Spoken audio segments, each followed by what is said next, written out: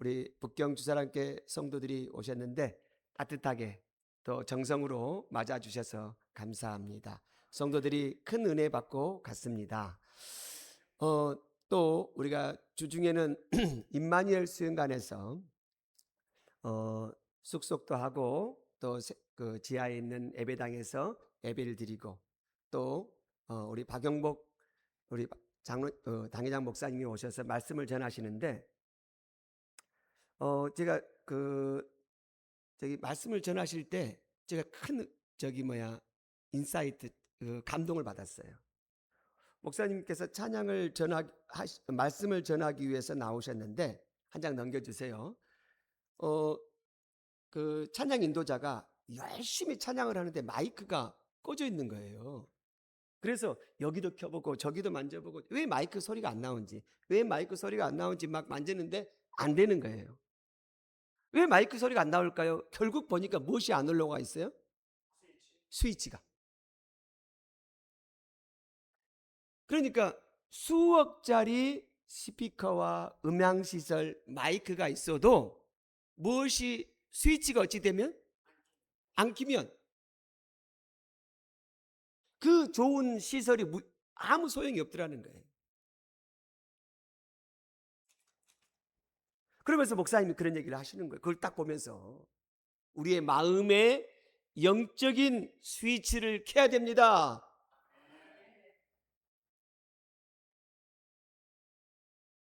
내가 켜야지. 내가 마음을 열어야지. 내가 듣기를 원해야지. 오늘도 하나님께서 우리에게 성령의 단비를 주실 텐데 마음을 열고 하나님 내가 받겠습니다. 하나님 내가 아멘 하겠습니다. 하나님 내가 의지를 드리겠습니다. 이렇게 설교를 하시는 거예요. 은혜가 되겠습니까? 안 되겠습니까? 대답도 안 해주시고 은혜를 많이 받았어요. 그래서 한 장 넘겨주시면 그 형제가 나오잖아요. 이 형제는 공산 당원입니다. 그리고 공무원이에요. 얼굴은 저렇게 생겼는데 굉장히 지식인이에요. 그 아내가 정말 신앙이 좋아요. 저를 통해서 예수를 믿었고 세례를 줬고 중국에는 권사라는 제도가 없습니다. 그래서 안수집사예요. 안수집사. 서리집사 제도도 없습니다. 그래서 안수식을 해야 돼요. 그래서 안수집사인데 교회 재정을 담당하고 있습니다. 그래서 이번에 남편을 데려온 거예요. 남편을 데려와서 남편이 이제 관찰자가 된 거 아니에요. 공산 당원이 되기 위해서는 굉장한 많은 교육을 받아야 됩니다. 일단은 2주에 한 번씩 만나야 되고요. 3년을 자기의 스승에게 테스트를 받아요. 책을 한 100권 이상 읽게 됩니다. 그리고 반에서 1, 2등 해야지 그게 들어갈 수가 있어요. 체력도 좋아야 되고요. 생각도 좋아야 되고 집안의 배경들도 과거에 공산당원이었다든가 정부를 지지하는 사람이 아니면 들어올 수가 없어요. 그래서 공산당원이 됐습니다. 그리고 또 공무원이 됐고요. 그런데 이번에 이제 왔으니까 관찰자가 됐게 하십니까? 그래서 주일날 우리 예배 때는 쑥스러우니까 안 들어오고 주일 학생들 뒤에 있는 거 거기 가서 관찰돼 있고. 그런데 목사님께서 그날 새벽에 잠깐 말씀해서 굉장히 은혜가 됐나 봐요. 그러면서 마음이 좀 열렸습니다. 열리고 나서 저도 나중에 알게 됐는데 이제 목요일 날 그 새벽에 카카오 택시를 불려가지고 제가 우리 그 세동산 교회에서 설교하고 있는지를 아니까 내가 말해줬거든요. 새벽마다 제가 설교합니다 라고 말해주니까 목사님을 좀 만나야 되겠다고 새벽에 일찍 일어났대 일부러. 그래서 택시를 타고 여기 왔대요. 왔는데 이동규 목사가 없어요. 박 목사님께서 설교를 하고 계시는 거예요. 그래서 무슨 말인지 모르지만 은혜가 됐답니다. 하여튼 성령이 역사하시니까 언어를 초월해서 은혜가 됐대요. 그리고 그런 얘기를 해요. 자신이 생전 처음으로. 그러니까 제가 그 형제 집에 많이 갔습니다. 얼마나 공을 들였겠습니까? 아내가 10년 전부터 예수를 믿었으니까 아내 생일이면 가지, 형제 생일이면 가지, 자녀 생일이면 가지, 어머니 아프면 병원문화 가지. 1년에 한 서너 차례는 그 집에 가서 예배 드렸을 거 아니에요. 그런데 오늘 새벽에 말씀을 듣고, 그것도 한국어로 된 말씀을 들었는데 은혜가 돼가지고 기도를 처음으로, 생전 처음으로 이동기 목사를 위해서 기도하고, 북경교회를 위해서 기도하고, 이 세동산 교회를 위해서 기도하고, 또 자기 아내를 위해서 기도하고, 자기 아들을 위해서 기도하고, 이제 돌아가야 될 거 아닙니까? 돌아갈 때 어떻게 돌아간지 아세요? 걸어서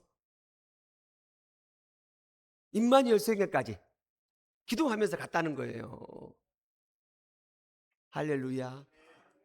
이런 은혜를 제공해 주신 우리 세동산 교회와 목사님께 감사합니다. 아마 이 형제가 곧 마음의 문을 열고 예수님을 영접하게 될 줄로 믿습니다. 공산당에 가입된 순간 이렇게 말합니다. 나는 공산당 외에는 다른 신을 믿지 않겠다고 맹세를 해야 됩니다. 그리고 예수 믿는 것이 발각이 되면 공산당원이에서 탈락되고 공무원도 나가게 됩니다. 이런 각오가 있어야 됩니다. 그래서 아마 많이 망설이지 않았을까 생각이 되어집니다. 자, 우리 5장 1절 계속 한번 보겠습니다. 5장 1절 같이 읽겠습니다. 시작. 그 후에 유대인의 명절이 되어 예수께서 예루살렘에 올라가시니라. 이 배경을 좀 보게 되면 한 장 넘겨주십시오. 잘 안 보이실 텐데 이 이스라엘은 크게 세 부분으로 나눠져 있습니다. 제일 위쪽이 갈릴리 지역. 따라서 한번 해볼까요? 시작. 갈릴리 지역. 중간이 사마리아 지역입니다. 시작. 사마리아 지역. 그리고 제일 아래쪽이 유다 지역이라고 하고 예루살렘 지역이라고 그럽니다. 유다 지역. 시작. 유다 지역. 그러니까 예수님의 사역의 70%는 갈릴리에서 이루어졌습니다. 팔복 갈릴리에서 가르쳤습니다. 물고기 2마리와 벌떡 5개로 5,000명을 먹이시고 바다를 잔잔케 하는 기적들이 다 갈릴리에서 이루어졌습니다. 그런데 예수님께서 명절이 되어지면 예루살렘에 가서 말씀을 전했습니다. 한 장 넘겨주시면요.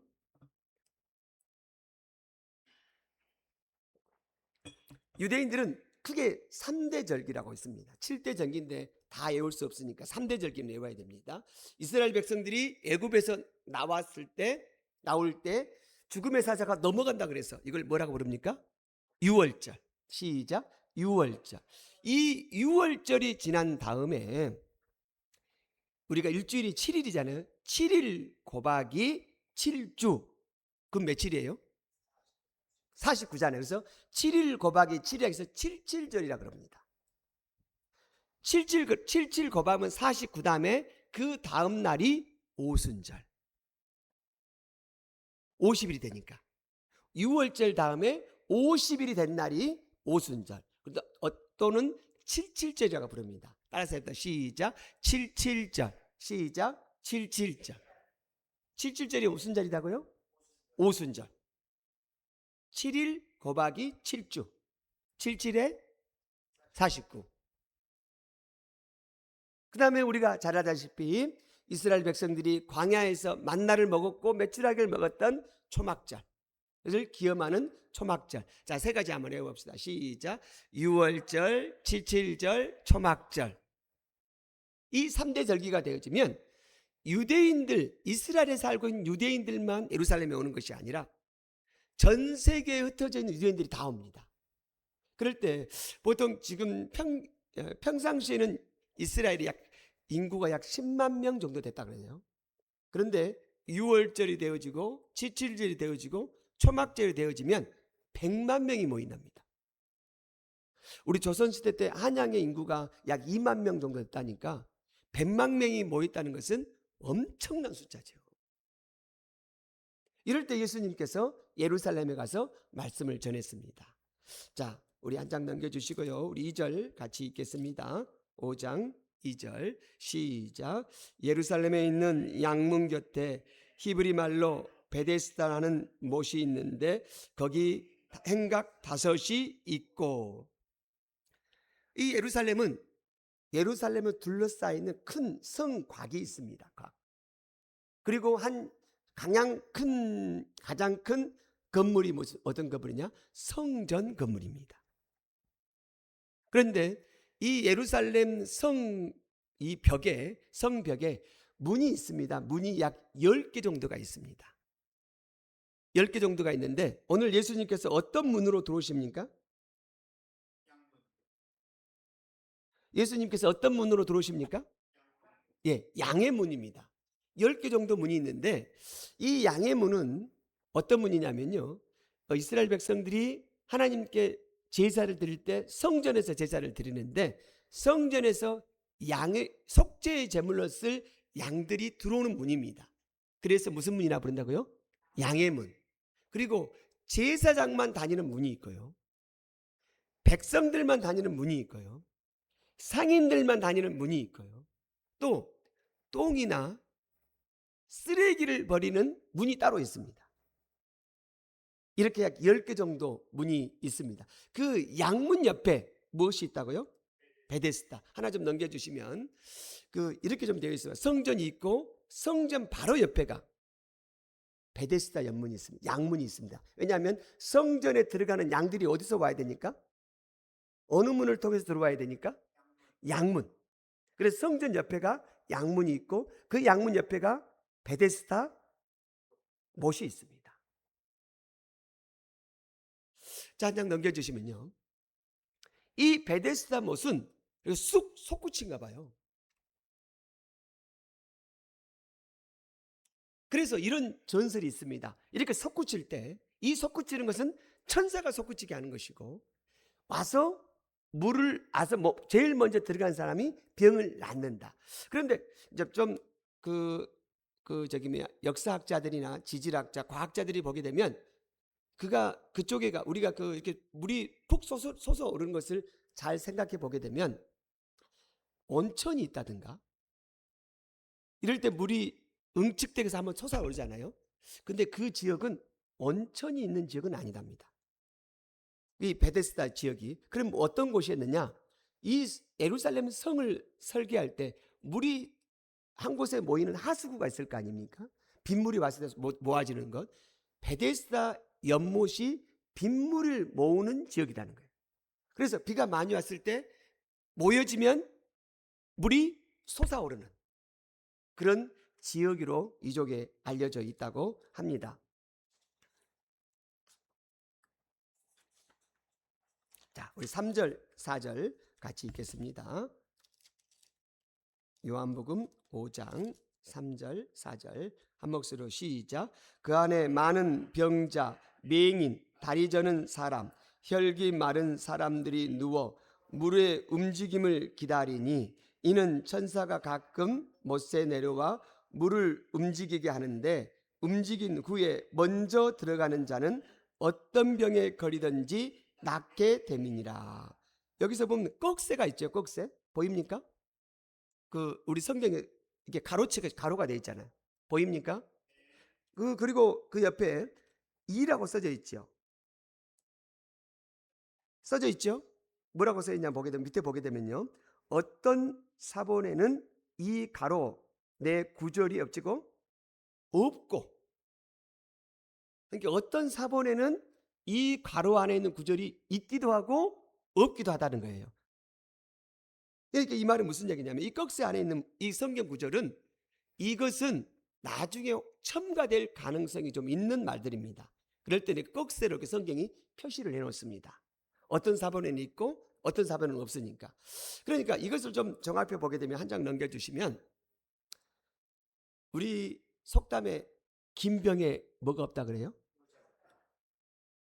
그러니까 맹인이고 또 병자이고 마른 병에 있고 38년 동안 누워있는 사람들이 있고 한번 생각해 보세요. 그 사람들이 아마 좋은 의사들 만나서 좋은 병원에 가서 좋은 약이 있다면 다 써봤을 것입니다. 써보고 써봤는데 그러면 돈이 많이 들어가죠. 집에만 누워있지요. 당시의 사회에서는 이 간호사가 도와주는 간병인이 없었을 거 아니에요. 그렇게 되면 가족들이 다 간병을 해야 되는데 이 30년 동안 20년 동안 10년 동안 간병하게 되면 가족들이 어떻게 될까요? 다 지치죠. 첫째 자신도 지치죠. 할 수 있는 방법을 다 써봤을 것입니다. 저희 장인 어르신이 간암이셨어요. 어, 그, 그, 가, B형 간염이 발전해서 이제 간암이 되셨는데, 음, 어, 삼성의료원에서 수술을 하고 3개월에 한 번씩 가서 이 3분의 1을 절단했는데 남아있는 3분의 1에서 계속 암이 생겨나요. 1cm 정도의 암이 생겨나. 그러면 이제는 더 이상 잘라낼 수가 없잖아요. 그러니까 어떻게 하냐면 이 대동맥을 통해서 선을 집어넣어서 조그만 의술을 해서 여기에다가 강력한 암을 죽이는 약을 넣어요. 그래서 암을 죽여.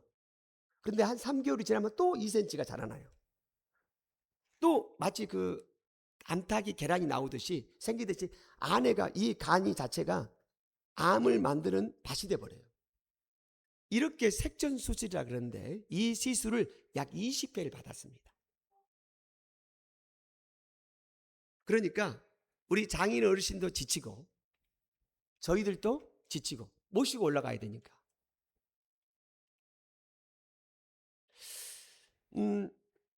나중에 우리 장인 어르신이 그 귀가 얇아요. 그래서 어떤 사람이 이런 얘기를 했대요.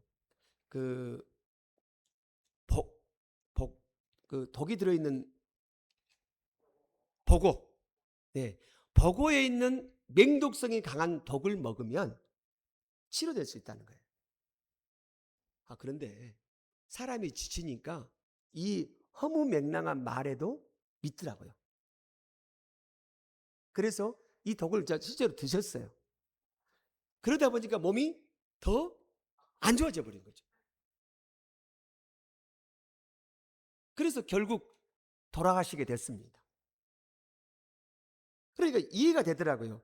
38년 된 병자가 있고 걷지 못한 병자가 있고 평생을 누워있는 병자가 있고 의사를 만나고 치료해보고 이제는 가족들이 너무 힘드니까 가족들에게 버림받고 자신도 포기하고 그나마 어떤 소문을 들은 거예요.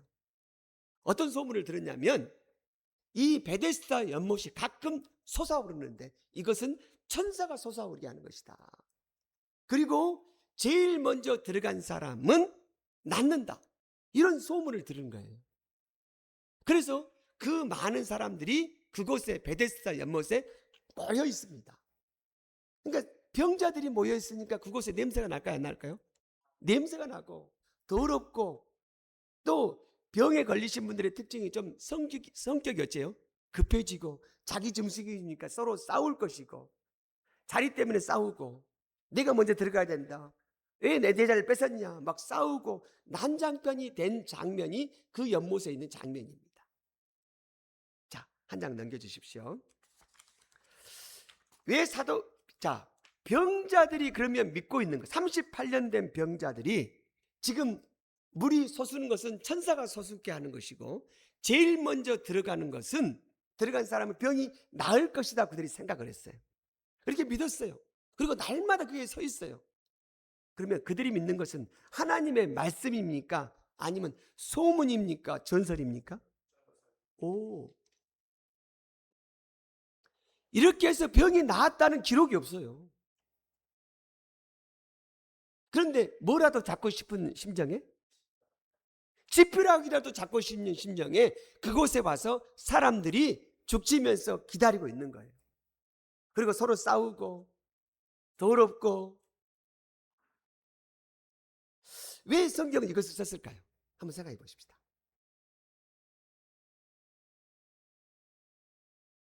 당시 사도 요한이 이걸 썼는데 사도 요한은 예수님의 기적이 사복음서에 총 40개 정도 나옵니다. 그런데 사도 요한은 요한복음을 기록하면서 40개를 다 기록하지 않고 특별히 자신이 생각했을 때 꼭 필요한 7가지만 선택을 합니다.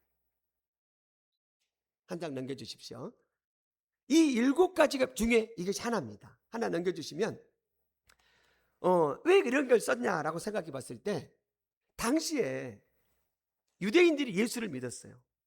야, 예수님만이 우리의 구원자고 예수님이 하나님의 아들이다 라고 영접을 했습니다. 많은 유대인들이 예수를 믿게 됩니다. 베드로가 설교하자 3,000명이 5,000명이 예수를 믿습니다. 믿고 나서가 문제였습니다. 믿고 나서 이 사람들이 이제는 율법을 버려야 되는데 율법을 또 받아들여요. 예수 믿은 거 잘한 것이다. 그런데 또 율법을 지켜야지만이 구원을 받는다. 그래서 그들이 여전히 뭘 했냐면 예루살렘 성전에서 제사를 드렸어요. 예수의 피로만 부족하다. 또 양을 잡아서 제사를 드려야 된다. 이런 생각들이 있었습니다. 그래서 요한이 이 말씀을 쓰면서 한 장 넘겨주시면, 아니다, 우리가 예수님은 하나님이시고 예수의 생명을 받아들이는 것은 마치 암탉과 수탉이 만나서 유정란을 만드듯이 전혀 다른 생명이 되는 것이다. 나쁜 물이 좋은 물이 되는 것이 아니다. 예수를 믿는 것은 나쁜 포도주가 좋은 포도주가 되는 것이 아니다. 덜 착한 사람이 착한 사람이 되는 것이 아니다. 전혀 다른 생명, 하나님의 생명, 하나님의 자녀가 되는 것이다. 할렐루야. 거듭나는 것이다. 영으로 나는 것은 영이요, 육으로 나는 것은 육이다. 나쁜 사람이 좋은 사람이 되는 것 정도가 아니다. 예수를 믿는 것은 아예 새로운 생명의 접붙임이 되는 것이다. 그래서 혹시 귤나무도 접붙임을 합니까? 접붙임을 합니까? 저희는 어렸을 때 감나무를 많이 심었습니다. 이 감나무를 많이 심었는데, 이 감나무를 단감을 만들려면 어떻게 해야 되는지 아십니까? 단감을 잘라가지고 접붙이면, 그러니까 원래 단감나무에다가 단감나무를 붙이면 열매가 안 맺어요. 산에 있는 가장 나쁜 똘감나무 있죠. 똘감나무 이만해요. 감이. 이런 감을 집에 심어가지고 나중에 좀 자라나면 잘라고 단감나무를 붙이면 무엇이 나와요? 단감이 나와요. 예수의 생명에 접붙이는 것이다. 할렐루야. 전혀 생명이 되는 것이다. 나쁜 사람이 좋은 사람이 된 정도가 아니다.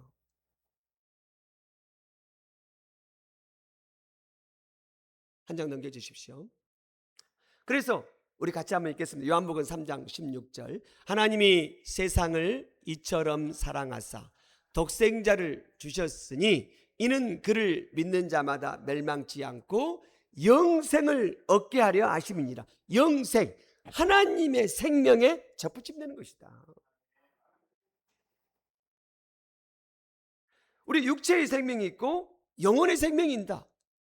육체의 생명이 있고 우리가 예수님을 믿을 때 예수의 생명이 우리 영혼에 접붙임돼서 수정되어서 영접하게 돼서 영적인 생명, 하나님의 생명, 새로운 생명, 거듭남이 이루어진다. 할렐루야.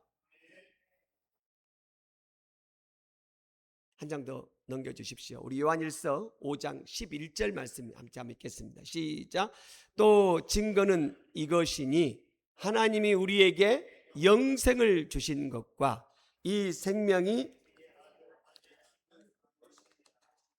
아들이 있는 자에게는 생명이 있고 하나님의 아들이 없는 자에게는 생명이 없느니라. 아들이 있는 자에게는 무엇이 있고? 생명이 있고. 생명의 종교다. 기독교는 철학의 종교가 아니다. 수행하는 종교가 아니다. 아들이 있는 자에게는 생명이 있고 하나님의 아들이 없는 자에게는 무엇이 없다? 생명이 없다. 생명이 있는 종교다. 할렐루야. 우리 육체는요, 밥을 먹어야 건강해집니다. 우리 영혼은 영적 양식이 무엇입니까? 하나님의 말씀입니다. 우리 육체는요, 죽으면 땅에 들어가 썩어집니다. 그런데 우리 영혼은요, 예수 그리스도를 영접하고 예수의 생명을 얻으면 300년 삽니까? 3000년 삽니까? 다시 한번 얘기해 주세요. 영생을 삽니다. 할렐루야. 우리 육체는 호흡을 해야 삽니다. 5분만 하면 호흡을 멈춰볼까요?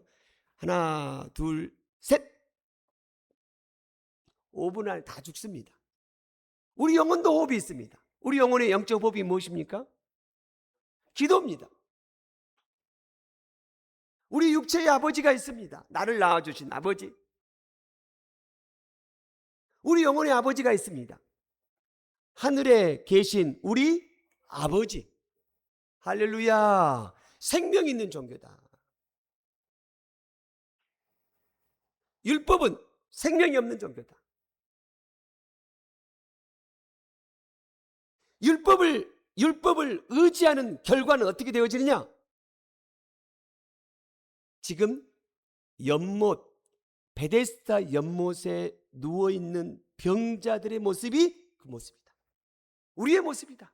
유대인의 모습이다. 자, 한 장 넘겨주십시오. 자, 여기서 5 행각이 나와요. 베데스다 연못을 둘러싸고 있는 5 행각이 나와요. 5 행각을 무엇을 비유했을까요? 요 사도 요한은 무엇을 말하고 싶었을까요? 죽어가는 그 병자들은 누굴까요? 맹인, 그다음에 절름박이, 혈기 마른 자, 38년 동안 누워있는 병자, 이 사람들은 누굴까요? 천사가 물을 동했을 때 먼저 들어간 사람이 가서 다음은 나을 수 있다. 이것은 무엇을 의미할까요? 그래서 한번 그림을 생각해 보세요. 사도 요한이 예수님의 수많은 기적들 중에서 오직 요한복음에서만 이 베데스다 연못에서 38년 된 병자가 일어나 걸어가는 기적을 만듭니다. 수많은 기적 중에서 단지 7가지 중에서 이것을 선택한 이유가 무엇일까? 첫째, 5 행각은 그럼 무엇을 의미한다고요? 율법을 의미한다. 무엇을 의미한다? 율법. 유대인의 종교. 목사님, 율법은 하나님이 주신 거 아니십니까? 맞습니다. 모세오경 5 행각이니까 모세오경이죠. 창세기, 출애굽기, 레위기, 민수기, 신명기, 오세오경. 이 오세오경항에 율법 하라, 하지 말라가 613개가 있습니다. 하지 말라는 365개, 하라는 248개, 총 613개인데 유대인들이 이것을 더 엄격하게 지키기 위해서 장로들의 유전을 만듭니다. 이것을 조항을 만들어 약 4,000개의 조항을 만들어요. 그래서 안식일에는 불을 켜는 것도 율법을 범한 것이다. 하나의 율법도 범해도 구원을 받지 못한다. 그러니까 우리가 가장 좋아하는 그 조개 있잖아요. 조개, 전복. 우리 해녀들이 전복을 캐잖아요. 유대인들은 전복을 먹을 수 있을까요? 없을까요? 못 먹습니다.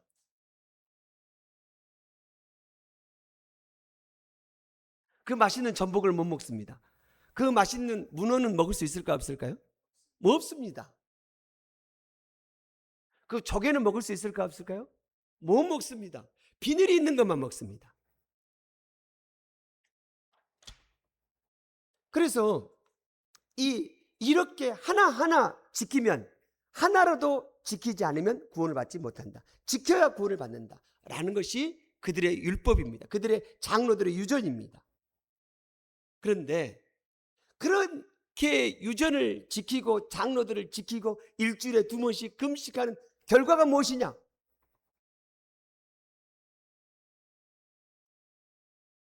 베데스다 연못에 누워있는 병자들의 모습이. 그러니까 어떻게 해요?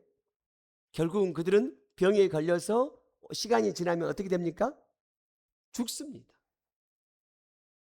이것을 보여주고 싶은 거예요.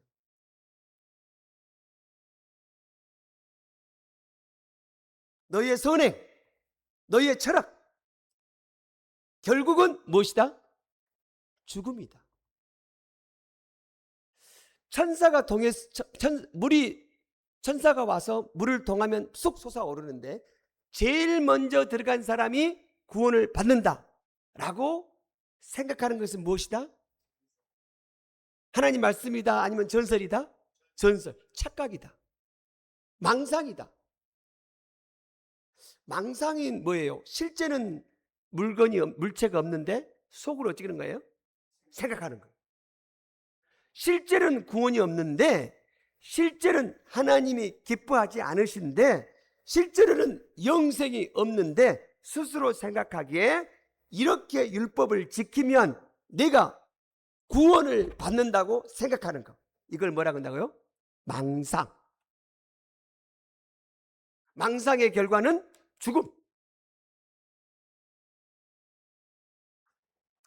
제가 그 새벽에 차량 운행을 하면서 김인숙 권사님과 얘기를 많이 하게 됐어요.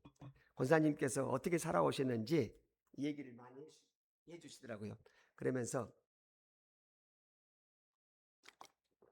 권사님께서 하시는 말씀이 자신의 집에서는 제사를 이렇게 많이 지냈대요.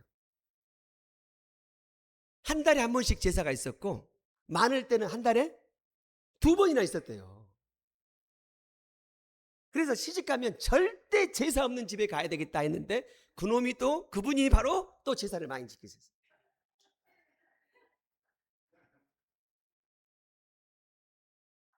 제사 지르는 거 진절머리가 난다라고 말씀하셔요. 자, 제사를 지르는 의미가 뭐예요? 그러니까 제주도 분들의 특징을 딱 보니까 제사예요. 그들의 정신세계가 제사예요. 그래서 살아서도 부모를 섬기고 죽어서도 부모를 어째요? 섬기고. 아니 좋은 거 아니겠습니까? 그래 잘 생각해 보세요. 우리 영혼 사람이 죽으면 귀신이 됩니까? 아니면 천국에 가든 지옥에 가든 둘 중에 하나를 선택해야 됩니까? 사람이 죽어서 귀신이 됩니까? 사람이 죽어서 귀신이 됩니까? 아닙니다. 사람은 죽어서 귀신이 되는 것이 아닙니다. 한 장 넘겨주세요. 우리 누가복음에 보게 되면 예수님께서 한 비유를 드십니다. 그 비유에 뭐냐면 한 부자가 나오고 거지 나사롯이 나와요. 이 거지는 부자의 집에서 음식을 먹고, 그런데 이 거지가 너무 비참하게 몸에 헌데가 와 있어요. 그러니까 고름이 많은 거예요. 심지어 개가 와서 그 헌데를 핥아요. 이렇게 비참하게 살았는데 성경이 뭐라고 써있냐면 이 나사로는 죽어서 아브라함의 품에 천국에 들어가요. 부자도 죽어요. 근데 부자는 어디에 가면 뜨거운 불못에 들어가 버려요. 너무 뜨거우니까 이 부자가 말합니다. 하나님, 아브라함이요, 저 나사로에게 말씀해 주십시오. 저 나사로는 내가 우리 집에서 음식을 많이 주었던 거지였습니다.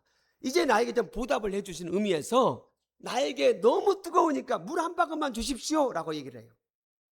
그러니까 아브라함이 노라고 말합니다. 안 된다는 거예요. 한 장 넘겨주십시오. 너희와 우리 사이에 뭐가 있어요? 큰 웅덩이가 있다. 그래서 여기서 너희에게 건너가고자 해고도 건너갈 수가 없고 너희도 너희에게 건너올 수가 없다. 그래서 너희에게 줄 수 없다. 그러니까 이 부자가 너무 실망해요. 그래서 이렇게 말합니다. 아브라함이요, 그러면 지옥에서 천국으로 왔다 갔다 할 수 없으면, 도와줄 수 없으면 지금 나에게 너무 뜨겁습니다. 그래서 우리 형제가, 부모님이 있고 형제가 5이 있는데 나사로를 보내가지고 이 우리 형제들에게 죽은 자가 살아서 간다면 그들이 회개하고 예수님을 믿을 거 아닙니까? 보내주십시오. 그러니까 안 된다는 것도. 그러니까 이미 죽은 사람은 다시 이 땅에 올 수가 없다. 그러니까 정리하자면 이거예요. 사람이 죽으면 귀신이 되는 것이 아니다. 사람이 죽으면 천국에 가든지 지옥에 가든지 둘 중에 하나다. 우리가 그 중간에 떠돌아다니지 않는다.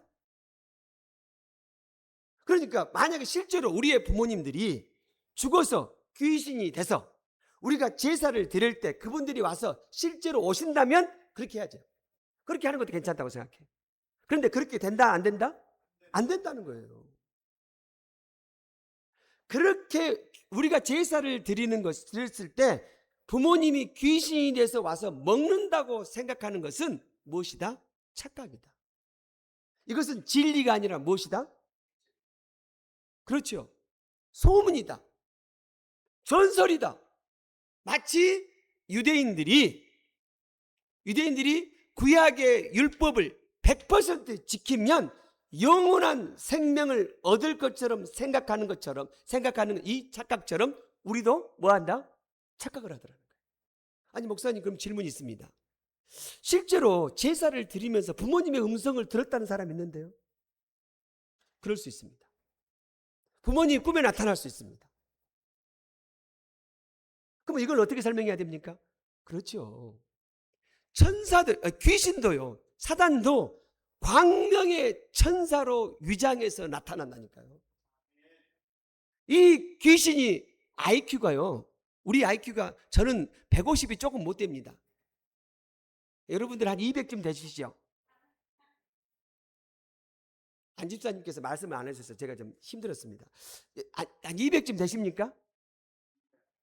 그런데 귀신의 IQ가 얼마냐면 2만이 넘어요. 20만이 넘어요. 200만이 넘어요. 하나님은 에 비해서는 비교할 수는 없지만 귀신도 뭐가 있어요? 능력이 있어요. 광명의 천사처럼 나타나요. 우리가 제사를 지내고 사람들이 제사를 지내고 보면 꿈에 어머니의 모습으로 나타나서 미순아 밥 잘 먹었다 라고 말한다니까요. 그 음성이 어머니 음성처럼 들리는데요, 어머니의 음성을 과장해서 누가 말하는 거예요? 귀신이, 사단이.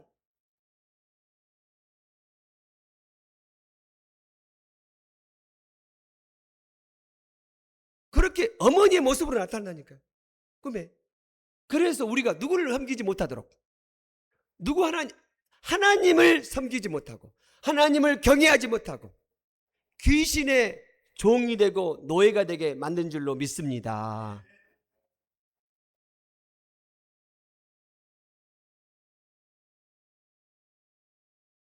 더 재밌는 것은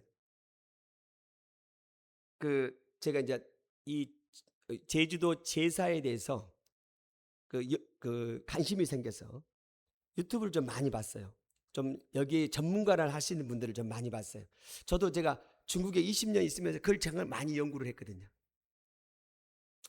자기 부모에게만 제사밥을 드리면 떠돌아다니는 귀신들이 성기를 낸대요. 그래서 떠돌아다니는 귀신을 위해서 뭔가 줘야 돼. 이걸 뭐라고 그럽니까? 고수래. 들어보셨습니까? 안 들어봤어요. 예수만 믿어가지고 잘 모르시죠.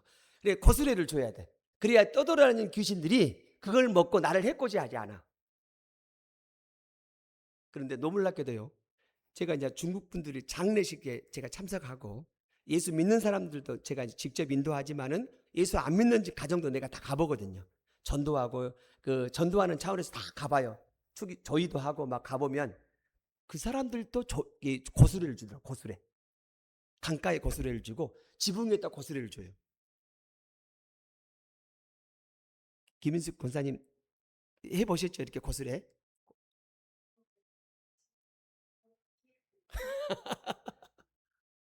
어, 아셔야 됩니다. 사람이 죽으면 귀신이 된다 안 된다? 안 된다. 사람이 죽으면 천국에 가든지 지옥에 가든지. 그럼 우리가 지르는 제사는 무엇입니까? 부모님 음성처럼 나오는 것은 무엇입니까? 누구의 흉내내는 것이다? 사단이 움직이는 것이다. 왜 그렇게 하느냐? 누굴 섬기게 하게 하시려고? 하나님을 섬기지 못하고 누구만 섬기게 하려고? 사단만 섬기게. 딱 정리가 되셔야 돼요.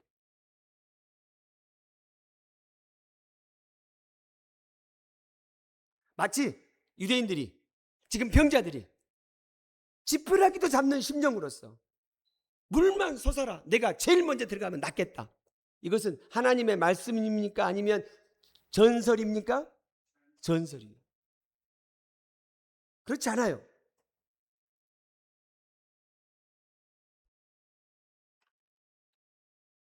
자, 한 장 넘겨주십시오.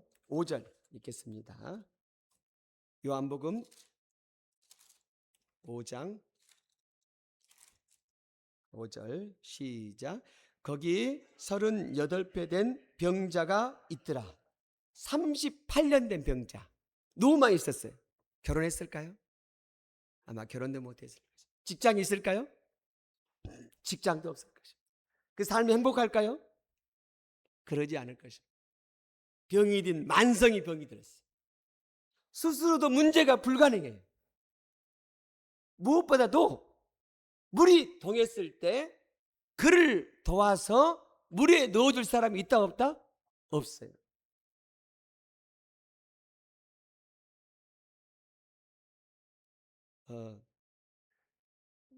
제 설교는 여기서부터가 이제 본격적인데 벌써 12시가 돼가지고 한 가지만 간증하겠습니다. 제가 여러 번 간증한 겁니다. 왜 제 간증을 많이 하면 저를 자랑하려고 그런 게 아니라 다른 사람은 간증을 하게 되면 삐져가지고 교회를 안 나오시더라고요. 그래서 내 아들, 내 아내, 나 얘기 이렇게 많이 하게 되는데 제가 한번 간증했어요. 제가 우리 장인어른 신이 수술 받을 그날 그분을 전도하려고 아침에 9시에 수술인가 8시에 병원에 딱 도착했습니다. 아내랑 저랑 도착해서 가서 열심히 기도하고 왔습니다. 우리 장인어른 신도 본인이 아셨나 봐요. 이 병이 엄중하다. 실제로 그 엑스레이를 보게 되면 이 이게 간이라면 간에 이만한 혹이 딱 붙어 있어요. 주먹만한 혹이. 떼어내도 다시 이 간이 3분의 1을 떼어내면 간이 살잖아요. 그래도 이 간 자체가 안 발치됩니다. 그래서 위험함을 느끼고 우리 딸이 이제 우리 아내는 아내하고 아들이 하나 죽었잖아요. 그래서 우리 아내가 장녀고 딸이 하나 있습니다. 그래서 우리 처갓집에서는 우리 아내를 굉장히 많이 의지해요. 그래서 우리 장모님은 이렇게 좀 스마트하지 않으니까 우리 장인어르신이 아내에게 통장 비밀번호를 가르쳐 주는 거예요. 누구에게 얼마 빌려줬다. 누구에게 얼마 빌려줬다. 우리 장인어르신이 무엇을 했냐면 고흥군청에서 살림을 담당했어요.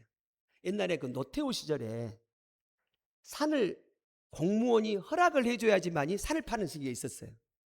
그때 돈을 많이 버셨어요. 돈이 좀 있어.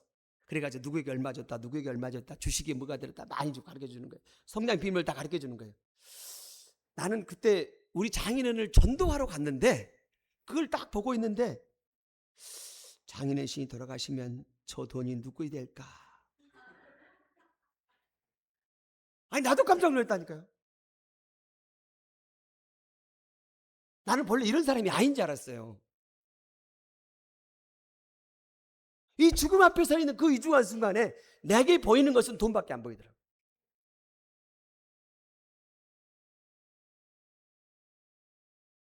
우리 육체는 나를 낳아주신 아버지에게 왔고요. 이 아버지는 아버지에게서 왔고 아버지는 아버지에게서 왔는데 가장 첫 번째 조상이 누굽니까? 아담입니다. 아담이 죄를 지은 죄성을 그들에게 유전을 전수해줘요. 우리의 병은 우리 스스로 해결할 수 없는 만성적인 병입니다. 할렐루야. 수련해서 되는 것이 아닙니다. 수련해서. 불교에서는 이것을 육체의 욕망을 자제하기 위해서 뭘 합니까? 금식을 합니다. 금식, 명상, 벽을 보고. 해결될까요? 밥을 굶으면요 실제로 조금 도움이 됩니다. 근데 밥을 다시 먹기 시작하면 또 힘이 납니다.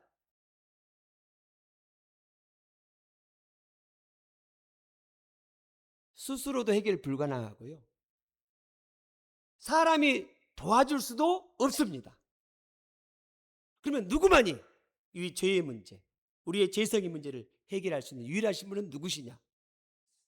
예수 그리스도십니다. 할렐루야. 6절 읽겠습니다. 6절 시작.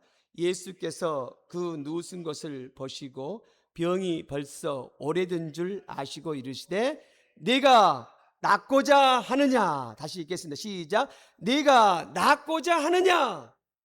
네가 이 죄의 문제에서 해결되기를 원하느냐. 네 열등감의 문제를 해결되기 원하느냐. 네 죄성을 버리기를 원하느냐. 네 사업이 하나님의 사업 되기를 원하느냐. 내 가정이 예수를 믿고 남편이 찬양하고 자녀들이 손을 들어 하나님을 경배하기를 원하느냐. 네가 영적인 사람 되기를 원하느냐. 하나님의 사람 되기를 원하느냐. 아멘 해야 될 거 아닙니까? 그런데 이 병자는 아멘한 게 아니라 원망을 합니다. 자, 7절 한번 읽겠습니다. 시작. 병자가 대답하여 주여 물이 움직일 때에 나를 옷에 넣어주는 사람이 없어 내가 가는 동안에 다른 사람이 먼저 내려가나니. IMF를 만해서 내가 망했습니다. 남편이 도박을 해서 내가 망쳤습니다. 내가 자녀가 돈을 허랑방탕하게 써버려서 내가 망쳤습니다. 내가 무엇을 잘못 먹어서 병에 걸렸습니다. 남을 탓하는 그런 말을 합니다. 이때 예수께서 그러니까 나 같으면 좀 잡고 1시간 정도 설득을 했을 텐데 그러지 않다. 너의 문제다. 네가 변해야 된다. 그러는데 들으지 않으실 것 같아요. 이 고집쟁이니까 주께서 권능의 말씀으로 세상을 창조하신 권능의 말씀으로 바람과 바다를 잔잔케 하는 말씀으로 명령하십니다. 8절 시작. 예수께서 이르시되 일어나 내 자리를 들고 걸어가라 하시니. 9절 시작. 그 사람이 곧 일어나서 자리를 들고 걸어가니라. 할렐루야. 하나님 말씀은 능력이 있습니다. 하나님 말씀은 내 열등감을 치료하실 줄로 믿습니다. 하나님 말씀은 내 육신을 치료하실 줄로 믿습니다. 하나님 말씀은 우리의 영과 혼을 찔러 쪼개게 할 줄로 믿습니다. 주 예수를 믿으라. 그리하면 너와 내 집이 구원을 얻으리라. 이 말씀이 우리의 가정에 성취될 줄로 믿습니다. 이 38년 된 병자가 자리에서 일어나듯이 우리도 이 죄의 자리에서 일어나기를 소원합니다. 육신의 자리에서 일어나기를 소원합니다. 세상의 자리에서 일어나기를 소원합니다. 기도하겠습니다.